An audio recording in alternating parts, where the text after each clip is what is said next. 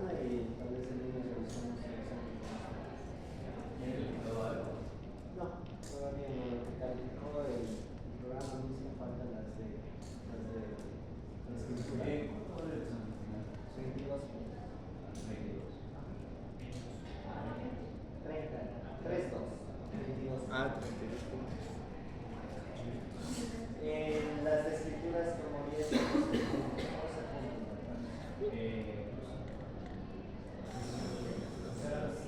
Juan Pablo, la clase de clase.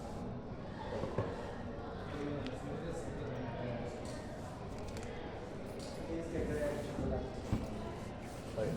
Sí. Sí, en total es el plan. Ajá. ¿Qué?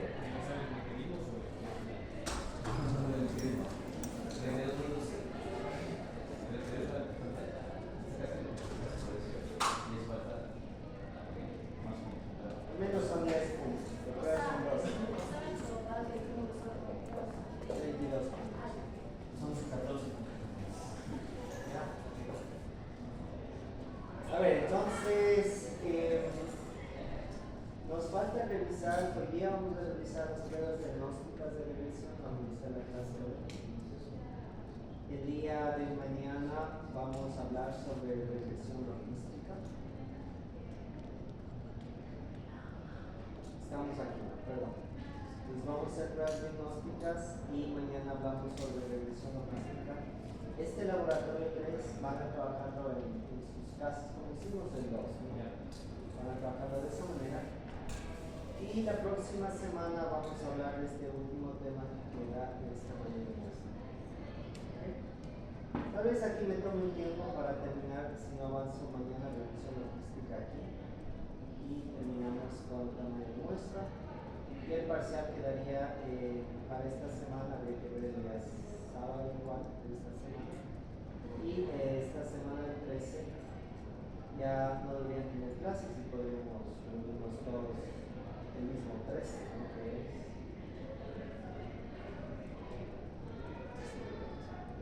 es viernes. ¿Okay? No sé, yo prefiero eso. Ya no tienen clases, ¿no? Sí, hice falta de neurología, se me parece que hasta el 20. Pero, o sea, tenemos el viernes, luego de ese horario. Podemos ver cómo son los horarios son los finales y buscar bien que todos podamos y que nos convenga el horario. O sea, si no es el viernes, debe ser el sábado. Debería tener ese seguro. Sí, porque necesito tiempo para calificar. Van a querer revisar sus notas finales, porque podrían ya revisar. Cuando ya les libere la nota, tienen tiempo para revisar el parcial 2. O sea, la próxima semana, revisar el parcial 2. Cuando den el parcial 3, espero calificarlo lo más rápido que puedan revisar y el final, para que en esta semana, porque yo tengo hasta creo que el 20 o no sé, para pasar notas al banco. Entonces, tal vez en estos días puedan revisar el 3 y el final. Como hemos hecho hasta ahora. Y el final es acumulativo todo lo que hemos hecho. ¿Sí? ¿Dudas, preguntas?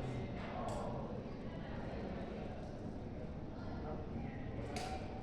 A ver, entonces, para la clase de hoy, de pruebas diagnósticas, lo que yo les he dicho, no podemos construir un modelo de regresión, pero de alguna manera debemos saber si nuestro modelo sirve o no. ¿No es cierto? ¿Sí o no? Si no sirve, es imposible. No está bien hecho, de alguna manera debemos saber eso. Y eso es las pruebas diagnósticas.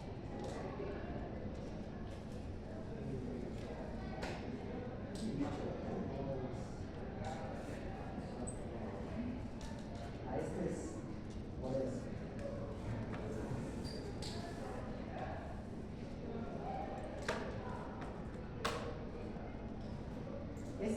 un dicho bastante, cuando uno estudia esto de modelos de regresión, miren esto.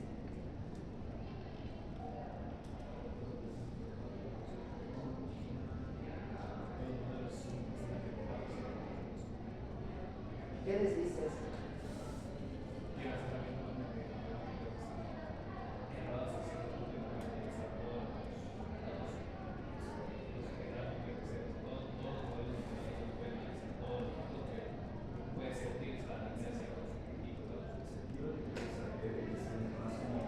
Todos los modelos son extensión, nunca van a ser exactos.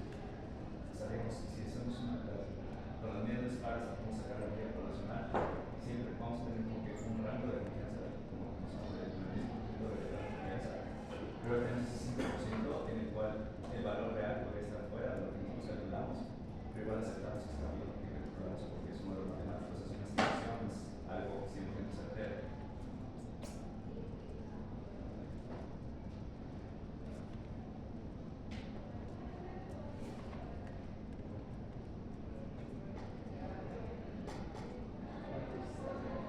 Bien, lo que ustedes están estudiando son en los últimos años esta cantidad de artículos donde construyen un modelo de regresión, un modelo para predecir, un modelo clínico. En la literatura médica está lleno de estos análisis. Estamos con ustedes revisando lo básico, pero esto realmente se complica mucho más. Y si alguien se va a especializar en esto, va a tener que aprender y profundizar en esto. Ahora mismo yo estoy revisando una tesis que de hecho me está costando porque las personas no tienen dificultad. Miren el tema del título de esta tesis.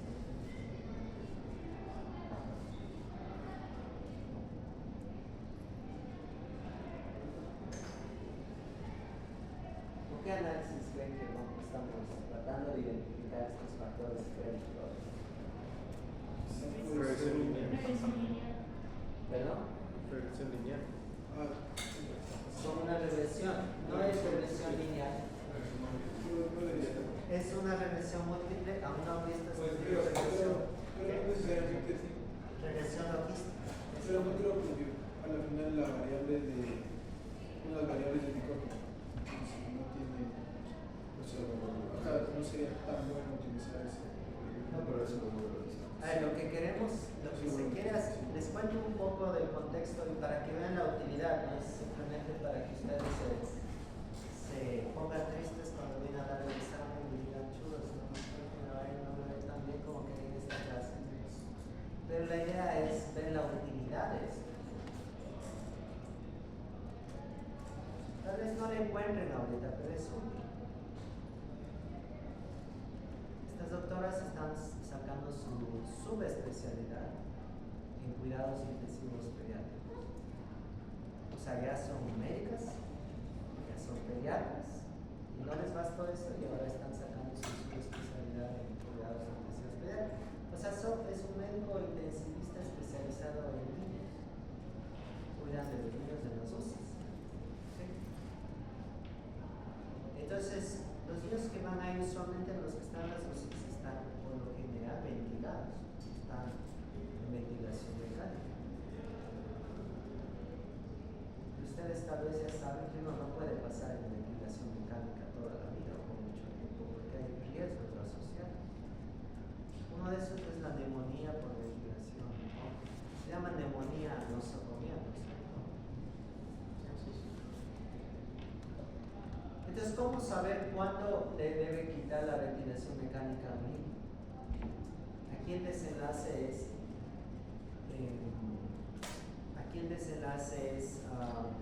extubación exitosa. ¿Qué se define el desenlace de extubación exitosa? Es que luego de 48 horas de haberles quitado el tubo de la ventilación, pasen 48 horas y no necesite de nuevo ventilarse con la máquina, o sea que no tenga que de nuevo ir a ventilación. idea es identificar esos factores predictores. Entonces, Matías dice que es regresión logística. Estamos utilizando regresión logística porque ¿qué tipo de desenlace sería? Este que les digo. Dicótomo, ¿no es cierto?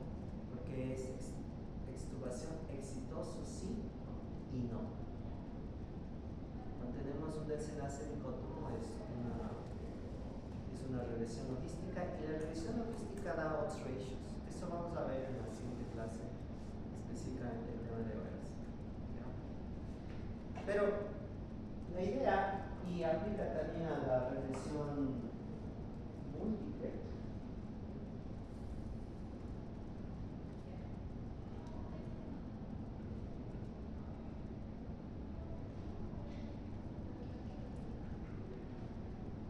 miren, aquí están todos.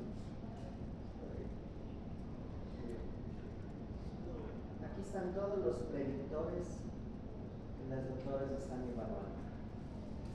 Son 42 predictores.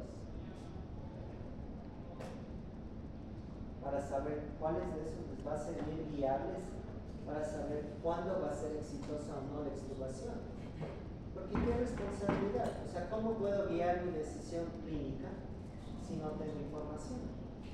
Entonces, ellos están con un modelo de regresión evaluando, y hasta el momento ya identificaron 8 que pueden ser de todos esos 42.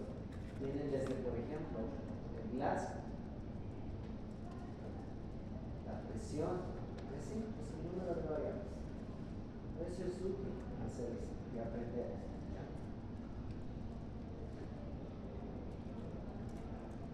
Entonces, como les dije, vamos a usar una presentación.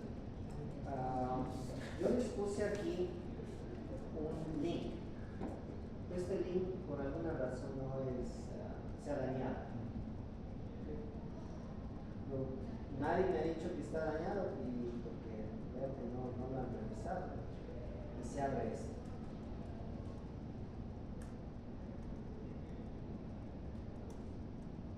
De hecho no está dañado, sino que no aparece desde el inicio. Pero ya me di cuenta que no lo han revisado. De todas maneras, acabo de ponerles en el dedo en este momento, antes de iniciar la clase, este link aquí, que yo ya les dije al inicio del semestre que íbamos a utilizar de la Universidad Católica. Aquí tienen recursos para varios programas estadísticos, leer que estamos utilizando. Aquí ustedes ven que hay clases y seminarios. Algunos de ustedes me han dicho, ¿dónde más puedo revisar material para revisar? Aquí está, clases y seminarios. Tienen un sinnúmero de temas. Pues aquí ustedes van al que dice introducción a regresión lineal. Aquí de aquí, ¿no es cierto? Previamente les dice, deben tener el estudio que ya tienen ustedes. Y para seguir la clase o seminario, deben tener estos paquetes instalados en su web, para que puedan, mientras siguen la presentación, pueden ir replicando ustedes lo que ellos ya están ahí, no es complicado. Ahí tienen los códigos y van ustedes, mira, interesante, pueden ir. Y aquí pueden bajarse la presentación, la que yo tengo ya puesta aquí. Y es la que vamos a utilizar para ver esto de las pruebas diagnósticas. ¿Listo? Material lo tiene. No ha estado dañado, solo que se abre en la mitad de la presentación, no al inicio.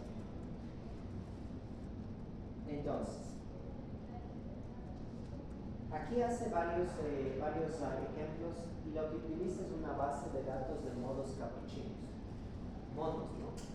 Estos capuchinos. ¿Ya? Entonces, la idea aquí es explorar cuáles variables influyen en el peso de los modos. ¿Listo? Voy a dar un poco más de contexto para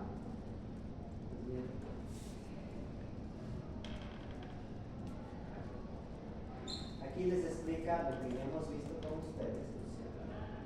Esto es lo de la ecuación de mínimos cuadrados, está aquí. Entonces, aquí. Es una base de datos de 100 monos, ¿no es cierto? El peso de 100 monos capuchinos. Y aquí tienen las variables. Esta es la variable de desenlace, peso. Luego tiene sexo. En ese mundo animal hay este ranqueo social, hay monos de bajo, medio o alto rango, hasta los seres humanos. Pasa. Esta otra variable que es el número de parientes cercanos dentro del grupo. El tamaño del grupo, ¿no es cierto? El número de monos por grupo y dónde están los monos. Si están en un bosque seco o en un bosque lluvioso. Entonces lo que intentan aquí modelar, ¿no es cierto?, es de nuevo el desenlace de aquí es peso. Es una variable de qué tipo sería el peso. Cuantitativa continua, ¿no es cierto? Entonces aquí tenemos estas variables. Aquí hace un ejemplo. Bueno, primero prueba. Aquí entonces les da otras formas de evaluar de la base de datos que ustedes pueden aprender y seguir. Entonces, aquí hace la regresión, la primera regresión, sí. La regresión lineal con un predictor continuo, ¿okay? Continuo. Es el número de parientes dentro del grupo. Entonces, aquí tienen ustedes la regresión. Aquí tienen, ¿no es cierto? Este es el nombre que le da, ustedes ya saben esto. El N es para regresión. Aquí ponen primero es la variable, esta es la variable de, ¿cuál sería esta variable de peso? Es la dependiente de desenlace. Tilde, latina, el predictor, y cuál base de datos es. Aquí los autores le dieron el nombre, le descargaron y le pusieron D. Ustedes si se descargan le pueden poner Pepito, odio mi estadística, no me gusta, lo que sea que ustedes quieran, le dan el nombre, ya saben cómo, ¿no es cierto? Ya. Hacen la regresión y tienen esto. Aquí tienen el intercepto y tienen el valor. Entonces, ¿qué valor sería?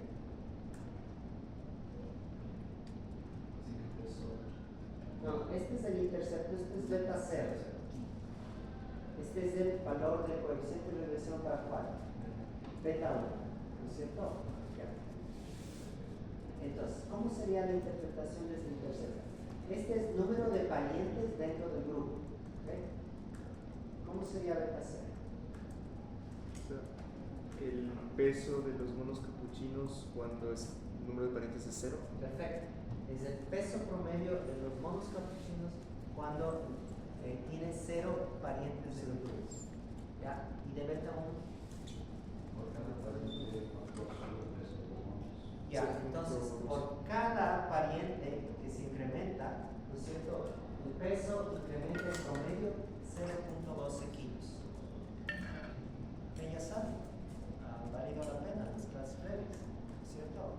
Ahí detrás, si siguen la clase, sí. Ahora,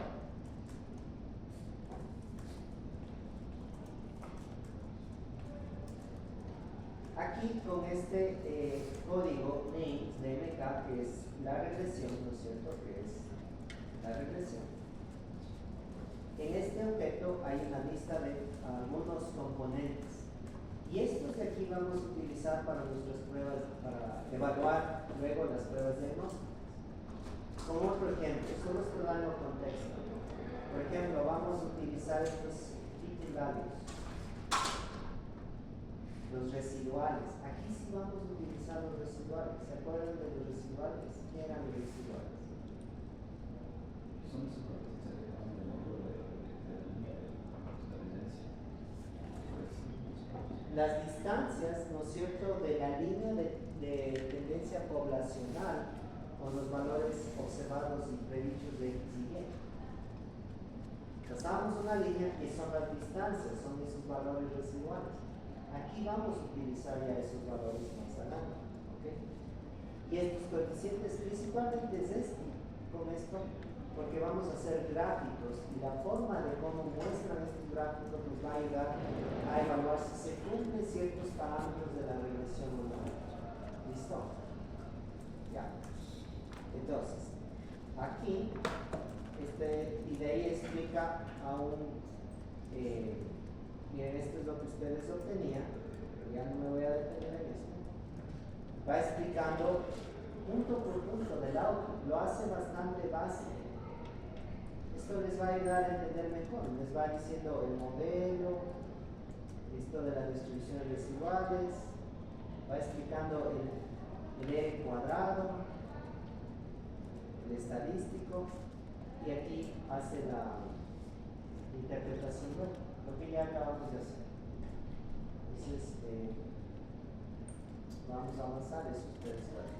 Ya, entonces, aquí vamos a hacer en cambio este ejercicio y con esto vamos a hacer el tema de las pruebas de energía. ¿Quién me ayuda leyendo esta parte? A ver.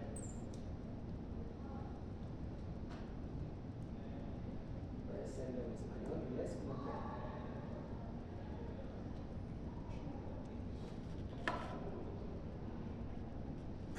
¿Alguien?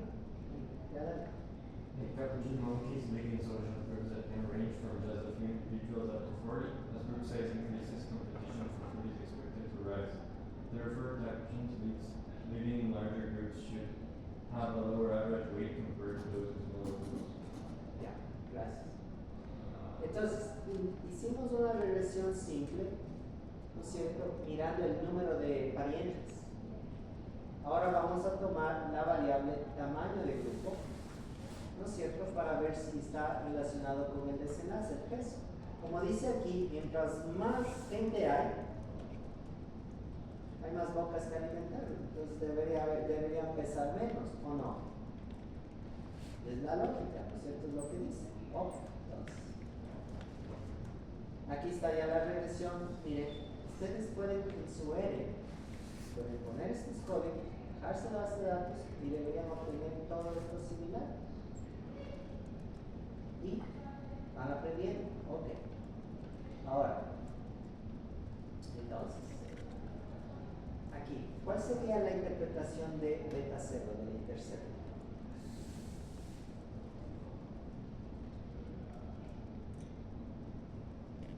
Sería el peso promedio y peso de está solo. Ya, es el peso promedio de los monos capuchinos cuando el tamaño del grupo sería 0. Y por cada individuo que se incrementa, aquí ya da la interpretación, si el grupo se incrementa, ¿no es cierto?, por un individuo, en promedio, esto es lo que baja en peso, porque la comida disminuye, es lo que en promedio va perdiendo peso. ¿Okay? Luego aquí va haciendo unos valores, hace un gráfico, pero eso después lo hice con tiempo, y vamos a ver el tema de los diagnósticos de la regresión. ¿Listo? Pues con eso ya tenemos un poco de trasfondo, background, como dicen, y podemos ver esta parte. ¿Ya? ¿Se acuerdan ustedes cuáles son los supuestos que la regresión debería cumplir? Tiene que ser lineal. ¿Cuál debe ser lineal? La variable dependiente. ¿Ya? Debe cumplir linealidad la variable dependiente. ¿Qué más? Que en los, no sé si eran los residuales de los... ¿Estás entendiendo? Los residuales que... Tiene que haber normalidad. Ya, las varianzas de los residuales deben tener normalidad. Eso también se llama un nombre un poco raro. Homogestacidad. Perfecto. ¿Ya? ¿Qué más? Independencia de los datos. ¿Cierto? Independencia de los datos. Entonces, vamos a evaluar estas cosas con los gráficos. Entonces, de hecho aquí hay una mnemotecnia que se llama line, ¿no es cierto? El primero es de la relación lineal. debe haber una relación lineal entre el desenlace con la variable predictora. ¿Okay? El otro es que el tema de la independencia, datos independientes.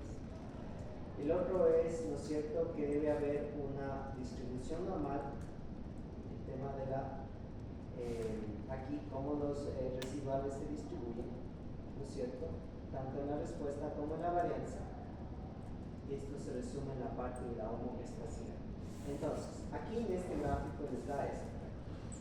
Tienen puntos, aquí hay una línea, tiene una tendencia positiva, si ustedes ven. Y aquí, ¿no es cierto?, está evaluando que debería tener una distribución normal de residuales. Esto es a lo que se refiere la homogeneidad. ¿Ya? Ahora,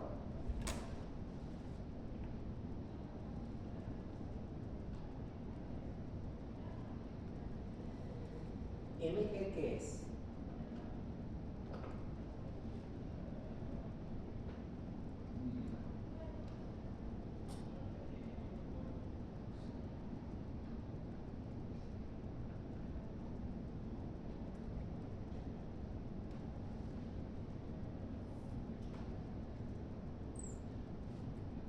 ¿Sí? A ver, voy a agrandar. ¿Qué es MG? El modelo de regresión entre peso y el número de grupo en la manada de los monos. ¿No es cierto? Ese es MG. ¿Sí? El nombre para todos, MG. Entonces, estas pruebas diagnósticas es para ese modelo de regresión. ¿Listo? Para ese modelo de regresión. Acabamos de ver.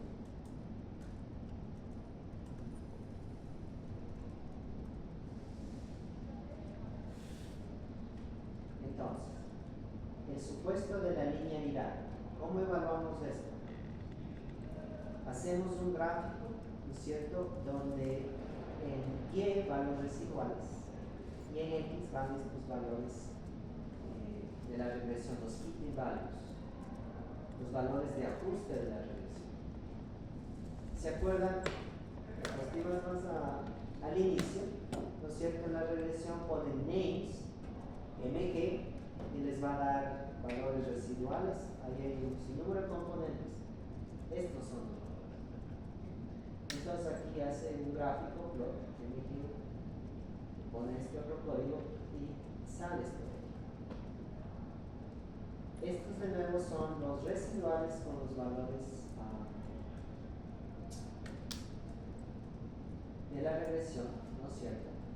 ¿Y qué esperamos ver aquí? ¿Qué esperamos ver en este gráfico para evaluar si se cumple o no el criterio de la linealidad? ¿No es cierto?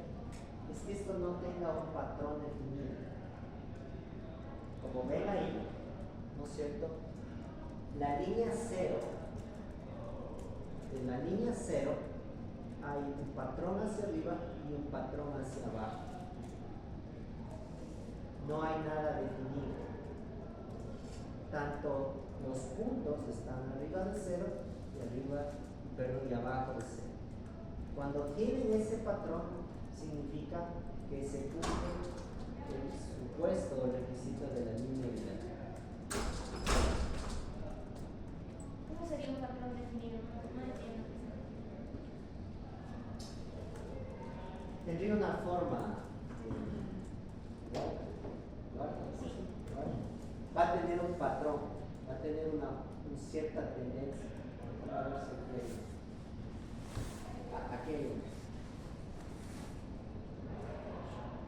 Este de aquí, chicos, este gráfico de aquí viola el principio de la linealidad. No cumple. ¿Sí se nota? ¿Sí o no? Usted tiene un patrón, una distribución, en este caso tiene una ecuación cuadrática. No cumple. Ese viola el principio de la linealidad. Ahora, aquí mismo, ¿qué podríamos hacer, por ejemplo, si tenemos eso?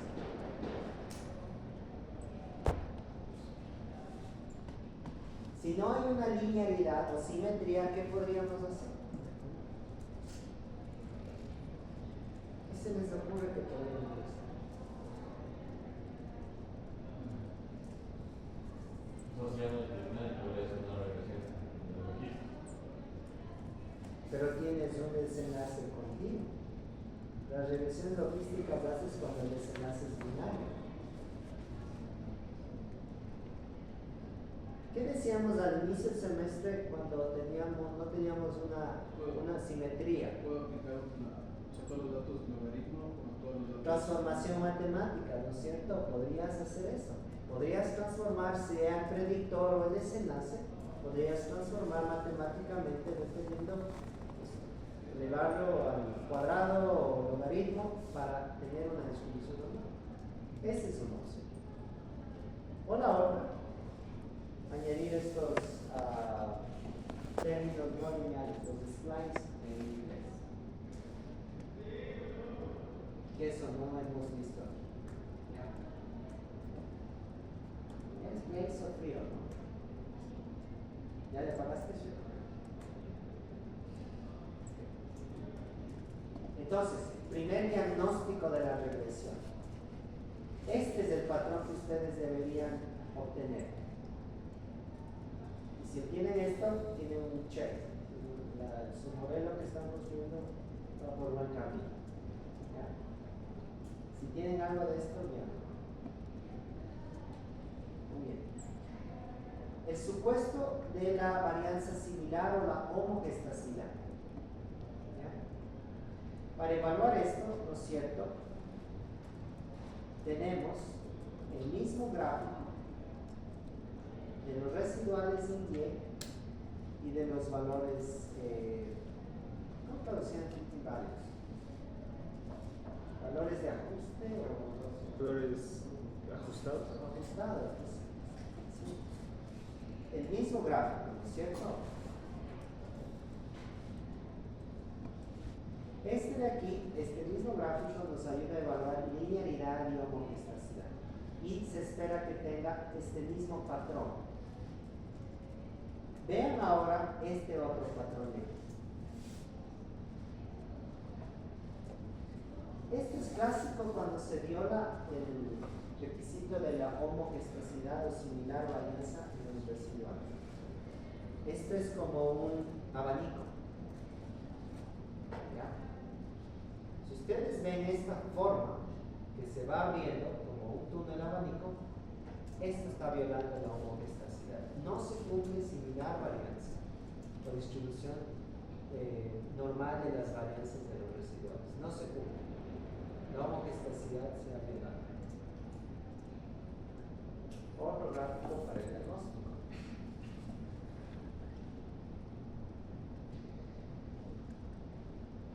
Una forma de que puedan corregir esto es de nuevo la transformación que acabamos de mencionar, pero también hay otras técnicas estadísticas como este de aquí, ¿no? Un análisis robusto de errores estándar o sandwich que llaman también. Se puede hacer este análisis más tarde. Entonces, segundo diagnóstico, homogeneidad. De nuevo, lo que esperamos en este gráfico de residuales y valores ajustados es que no tenga un patrón definido. En la línea 0, ¿no es cierto?, tanto estos círculos que son valores de X y Y de residuales y valores ajustados se describían de forma similar. A veces pasa que aquí hay más y acá menos. ¿Ya? ¿Alguna duda o pregunta? Este aquí, como les digo, es clásico. Si ven esta forma, el principio de la homogeneidad o el requisito se ha violado, no se cumple.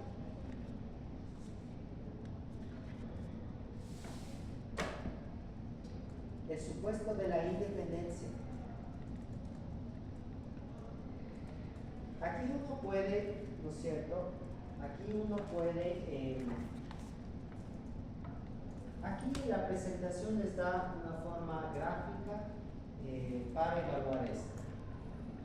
Pero uno también podría evaluarlo, ¿no es cierto?, sabiendo cómo se tomaron los datos metodológicamente. Si yo, por ejemplo, hago una investigación y yo tomo varias medidas de la misma persona a lo largo del tiempo, ¿qué opinan? ¿Serían datos independientes o no? Ya no son independientes. Si es la misma persona medida varias veces, ya no son datos independientes.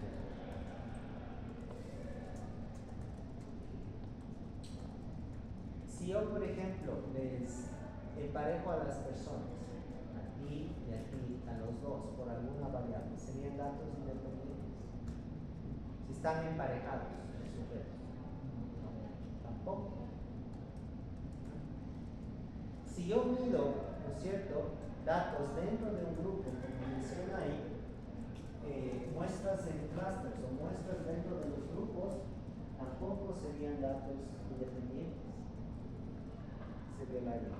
Aquí, para el ejemplo de los monos, hace este gráfico, ¿no es cierto?, los residuales, y acá tienen los grupos. Y ven, ¿no es cierto?, que en cada grupo la distribución de los residuales es distinta. ¿Ya? Varía. Entonces, el tema de la independencia se estaría. Como les digo, este supuesto diagnóstico de la independencia pueden ustedes evaluarlo, ¿no es cierto?, metodológicamente, cómo tomaron los datos y cómo se recolectó los datos, o aquí con este gráfico. ¿Dudas o preguntas de eso? Sí. Lo del gráfico no lo entendí, cómo verlo gráficamente. Aquí es los residuales de Y, de la regresión. Y aquí tienes los grupos. Entonces, si tú ves, hay variación. Parece que aquí muestran que no depende, ¿no es cierto?, los datos de un grupo hacia otro. Entonces se cumpliría también en este caso el requisito de la independencia, datos de independencia. Entonces, ya hemos visto el supuesto de la linealidad, requisito de linealidad, homogeneidad, independencia. ¿Ya?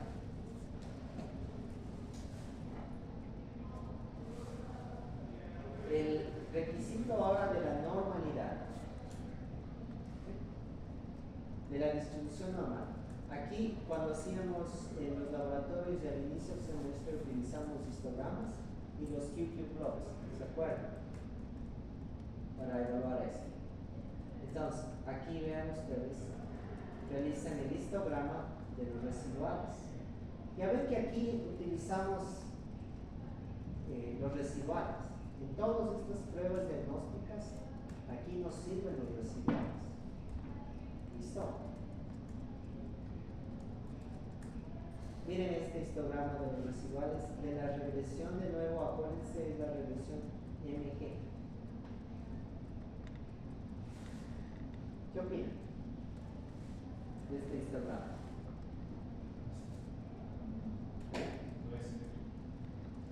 No es simétrico.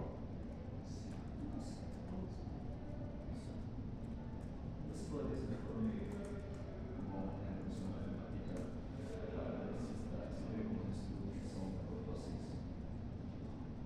Podría ser, sí. Aquí tiene los. Es más o menos simétrico esto. El QQ plot, veamos qué muestra el QQ plot, ¿no es cierto? Los residuales. ¿Qué opinan de ese QQ plot, de los residuales?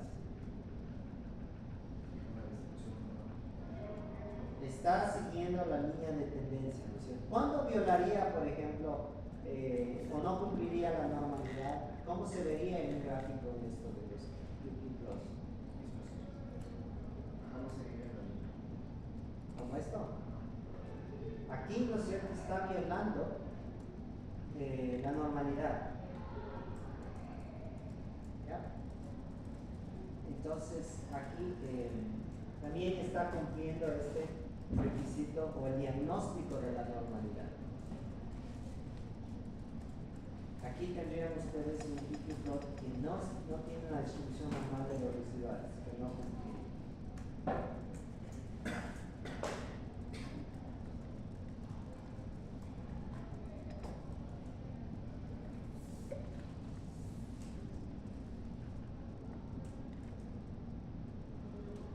Entonces, ya hemos evaluado los 4 requisitos y diagnósticos de la regresión.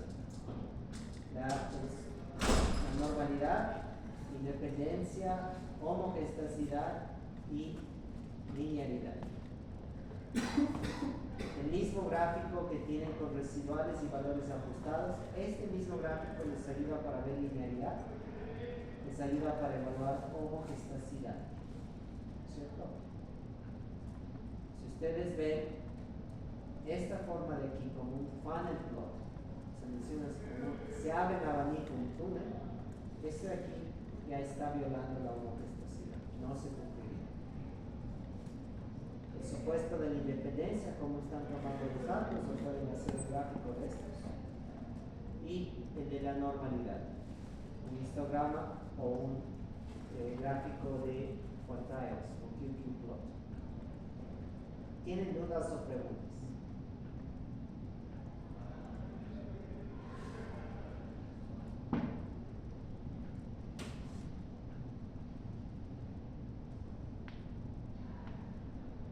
¿Alguna duda o pregunta de estos diagnósticos? Pruebas diagnósticas.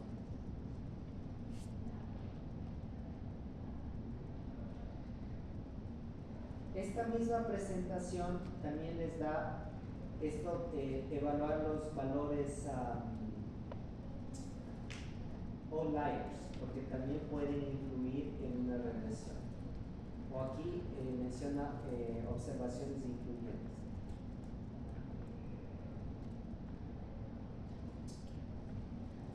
Recibe este término de aquí, BF beta, y estas distancias de Cook. ¿A qué se refiere esto? Si ustedes le piden al programa que de la regresión les muestre cuáles son los valores influyentes, les va a dar esto. Aquí les dice que les pone una, ¿no es cierto? A valores influyentes, ¿a qué se refiere? Ojo, vamos más atrás antes de seguir. ¿Qué decíamos que son valores outliers o valores extremos? ¿Qué pasaba cuando tenemos esos valores extremos en una base de datos? ¿Perdón? Ya puede hacer que mi distribución, si es una variable continua, no sea simétrica, ¿no es cierto? Y de ahí que decíamos que la media es más sensible a valores extremos que la mediana. Y cuando no tenemos una distribución normal, es mejor utilizar la mediana que la media. ¿Se acuerdan? Entonces, esos valores extremos, ¿y qué hacemos con esos valores extremos? ¿Los sacamos del análisis? ¿Qué dijimos que debíamos hacer?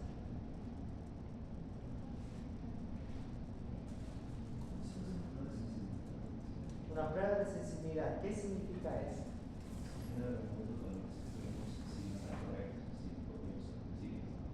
Bueno, lo primero es ir a confirmar que ese valor es biológicamente plausible y no es un error de digitación, de tipeo, ¿no es cierto? Primera cosa. Y si no es error de digitación, ¿no es cierto? Y es un valor plausible, sería inadecuado solo simplemente remover a ese sujeto o los sujetos de la base de datos y ya con eso me libero, porque eso no es apropiado, porque puede ser que en la realidad pasen esos sujetos y hay que analizar. Entonces hay que hacer un análisis de sensibilidad. ¿A qué se refiere eso? Hago todos mis análisis con esos sujetos, luego repito los análisis retirando esos sujetos que tienen valores extremos y luego comparo si los resultados son muy similares o, ¿no es cierto?, son valores completamente distintos. Y ahí puedo saber si esos valores extremos realmente influyen en los resultados. Entonces, aquí les muestra cómo identificar si hay o no valores extremos influyentes en el modelo de regresión. Se llaman estos, ¿no es cierto? estos y estas distancias. ¿Ok? Y aquí les va a alertar, les pone este asterisco en los valores que pueden tener esta característica. Entonces, vean, aquí tienen uno. Es el sujeto, o sería en este caso el mono, 14. Luego es el otro mono, el 29. Son esos dos sujetos en la base de datos que tienen valores incluyentes o extremos.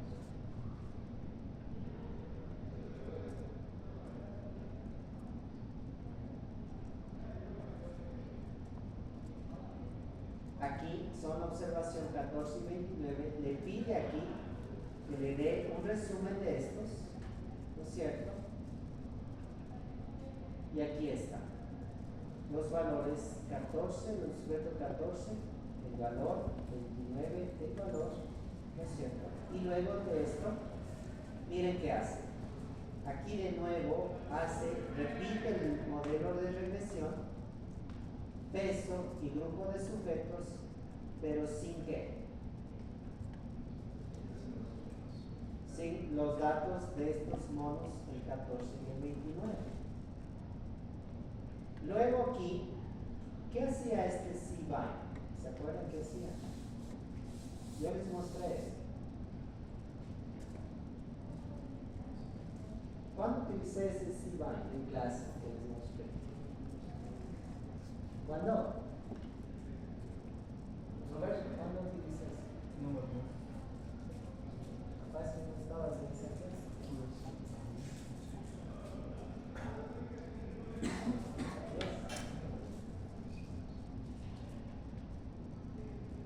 Las es de columnas, ¿no? ¿Perdón? No te escucho. Cuando se acuerdan que teníamos las bases de datos y para hacer una sola base uní las dos para el segundo taller, ¿se acuerdan? Y teníamos, ya sé, pero no era en el segundo taller, era con el challenge del ITS. Teníamos las notas del grupo 1 y las notas del grupo 2 y hice una sola base para el análisis, ¿se acuerdan? Y ahí utilicé el cbind.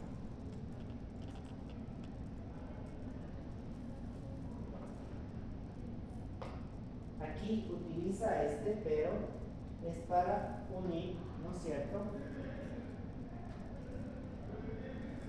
los coeficientes de regresión de la regresión inicial con los valores extremos y acá con los valores retirados. Entonces miren aquí, tienen el intercepto.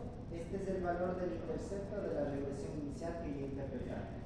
Aquí tienen el beta 1 de la regresión inicial y acá tienen en cambio el intercepto y el beta 1 retirados los dos, sin los dos monos, 14 y 29 que tienen valores extremos. ¿Qué opinan? ¿Hay mucho cambio o no?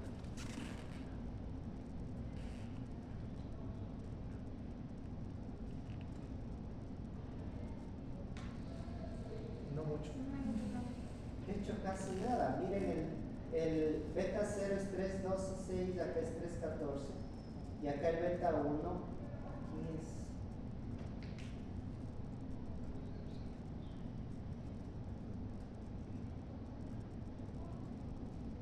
Entonces, estos dos valores cambian levemente, pero no hacen que cambien completamente, ¿no es cierto?, los valores globales del modelo. Entonces, podemos regresar, ¿no es cierto?, y analizar con las dos personas y no hay mayor problema. ¿Qué pasaría si cambian radicalmente? En cambio aquí, por ejemplo, fuera, acá sería 1.15 y acá más bien es un valor así totalmente distinto.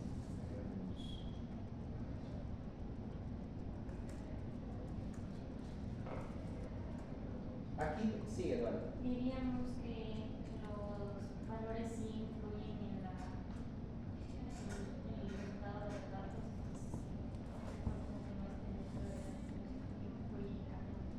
Y ahí, por ejemplo, sería lo que podemos hacer es retirar esos dos sujetos, proveer los resultados sin esos dos sujetos y luego con los dos sujetos, mostrar los dos. Y ahí tal vez un poco comentar los resultados del artículo, ¿no es cierto? ¿Por qué creemos que esos dos influyen y por qué se encontró esos dos sujetos tan extremos? ¿Ya? Sí. ¿Es muy encontrar esos resultados? Sí. De hecho, esto de aquí es común hacer valores extremos. Hay que hacer eso. Y evaluar estos valores extremos. Esto es muy útil lo que les muestro aquí. Se hace siempre esto en la regresión. A ver, después de esto, miren, para que igual practiquen, les hace aquí los predictores categóricos. ¿No es cierto? Aquí hace los predictores y dummies, valores dummies. Es bastante completa la presentación y luego hace una regresión. Voy a mostrarles un test diagnóstico adicional que no está ahí. Está ciertamente explicado, pero no bien, entonces más bien quiero mostrarles yo mismo.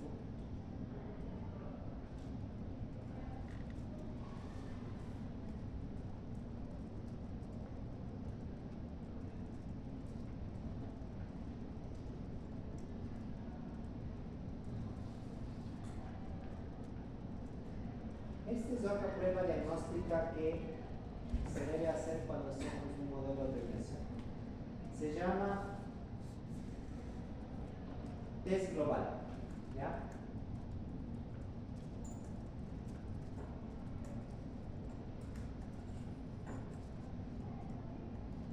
¿Qué hace este test global? Va a evaluar, ¿no es cierto?, si mi modelo es mejor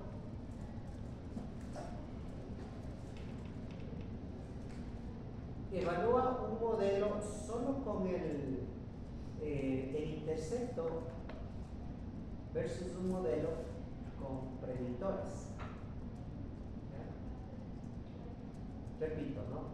Bajo la hipótesis nula evalúa si el modelo que yo he construido es mejor que un modelo sin predictores. Eso es lo que compara, es el test global. Entonces, como les dice ahí, ¿no es cierto? ¿Cómo se vería mi modelo bajo, ¿no es cierto?, la hipótesis nula? Este de aquí es el modelo. ¿Este modelo tiene predictores?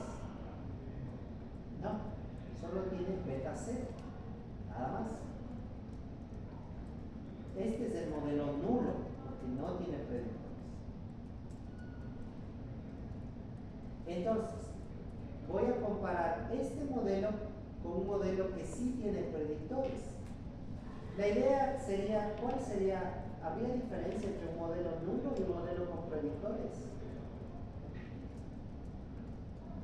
Si el modelo es útil, debería hacerlo, ¿no es cierto? Porque este es un modelo que no tiene predictores versus otro con predictores, debería tener utilidad o diferencia. Para hacer este test global, utilizamos el estadístico R. ¿Ya? Entonces, aquí toman estos errores, ¿no es cierto? Mean square, los que hemos visto del modelo, ¿no es cierto? Es el mismo concepto de la norma, donde se compara la varianza de los grupos, tanto dentro y entre los grupos, ¿ya? Pero en este caso van a ser los residuales. Vean ustedes, de nuevo utilizamos los residuales. Entonces,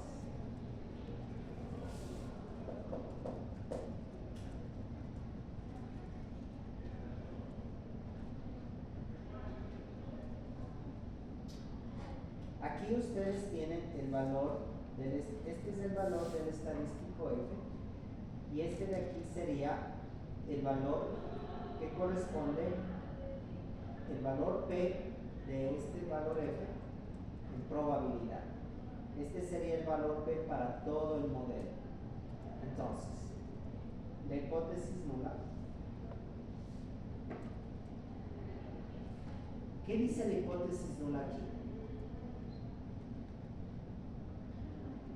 Dices que el modelo, o sea, el intercepto es mejor que un modelo sin vector. ¿El intercepto es mejor? No. Y más o menos. Retínalo eso. ¿Cómo cree que sería la nula? Y no habría diferencia entre modelos y vectores no. Ya, entonces, el modelo sin predictores va a ser igual a un modelo con predictores. ¿A qué me estoy refiriendo con predictores? A las variables independientes, ¿no es cierto? Ya. Y la alternativa, en cambio, es lo mismo, modelo sin predictores no es igual al modelo con predictores. Con este valor de P, ¿qué decisión tomaría? Se rechaza la hipótesis nula. Entonces, mi modelo, si tiene tal vez un predictor, 2 o 3 predictores, sí es mejor que un modelo sin predictores. Esta es una prueba diagnóstica muy básica, pero al menos me sirve. Porque imagínate que mi modelo que no sea mejor que un modelo solo con el intercepto. No sirve. ¿Entendieron este último test? ¿Quién me entendió? No se sienta avergonzado.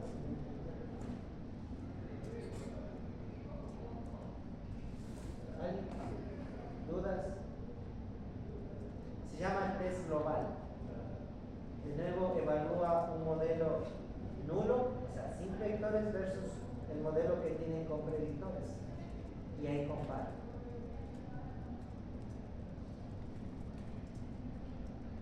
O sea, utiliza el mismo concepto de que el estadístico debe ser mayor que el valor P del modelo para registrar la hipótesis nula. Bueno, aquí utiliza el modelo F, el estadístico F, una probabilidad en P. Similar como hemos hecho en los otros test estadísticos. Si es menor a 0.05, rechazas la nula. Si es mayor, fallas para rechazar la hipótesis. Entonces hemos visto 5 pruebas diagnósticas para el modelo. ¿Ya? Este último, el test global.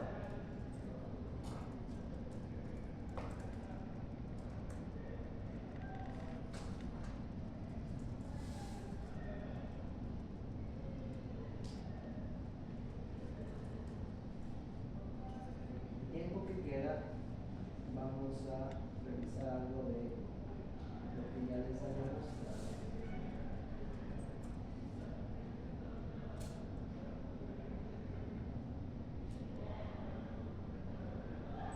A ver.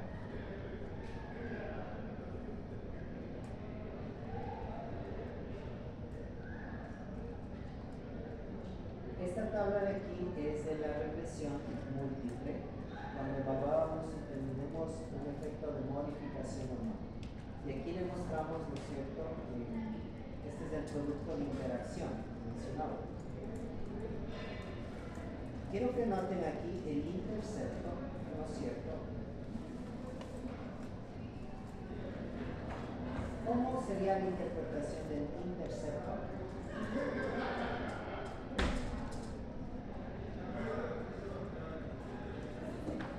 Es el ejemplo del estudio que tenían 100 pacientes.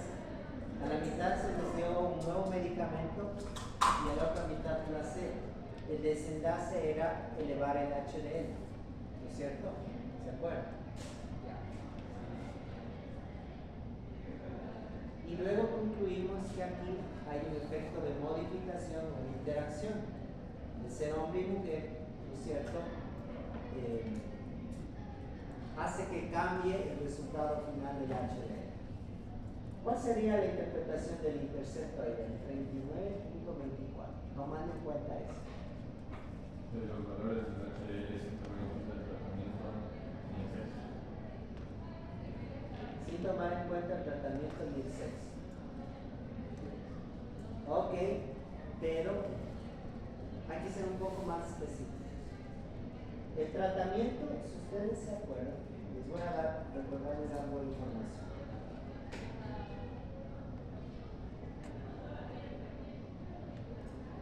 Uno, ¿qué significaba? Que recibe qué? Tratamiento nuevo, medicamento en prueba. Y 0, placebo.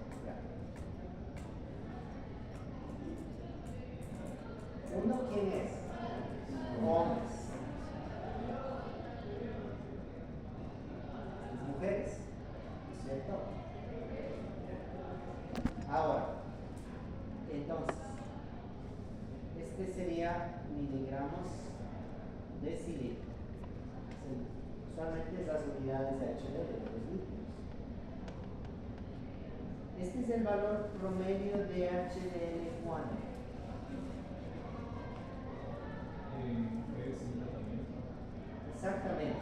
En mujeres que, en mujeres que reciben qué gusto. No sin tratamiento, que reciben qué? Placebo, que es lo mismo que no va a tener efecto activo, pero no es sin tratamiento. Sí recibió el placebo.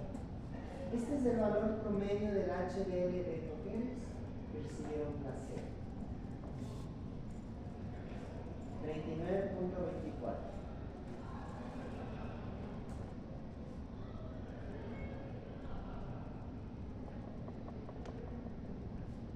¿Cierto? Esto aquí hicimos esta estratificación. Luego, antes de ir a la revisión, separamos las mujeres de los hombres. Y ahí veíamos que en las mujeres no hay mucha diferencia. En cambio, en los hombres sí hay.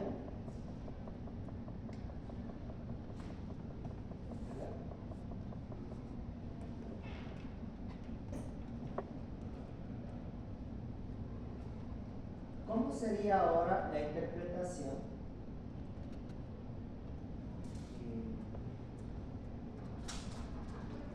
del tratamiento, de este valor de aquí?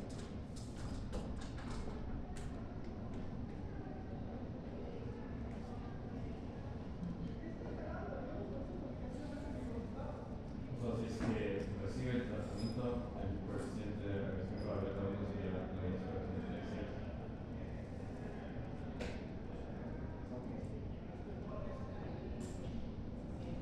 Los que reciben el nuevo medicamento, ¿no es cierto?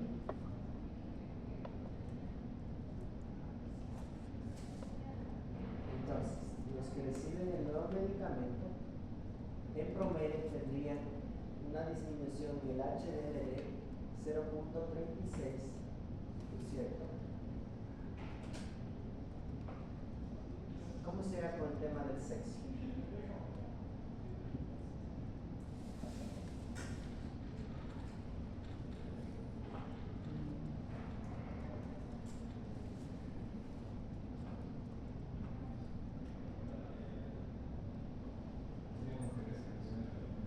Ok, mujeres que reciben tratamiento. Dale. O sea, ese me ayuda un poco. A las mujeres que reciben tratamiento, o sea, reduce el punto de HDL comparado con quién? comparado con las mujeres que reciben placebo. Los hombres. Acuérdense que aquí estamos viendo si hay un efecto de modificación entre ser hombre y mujer para recibir esta intervención.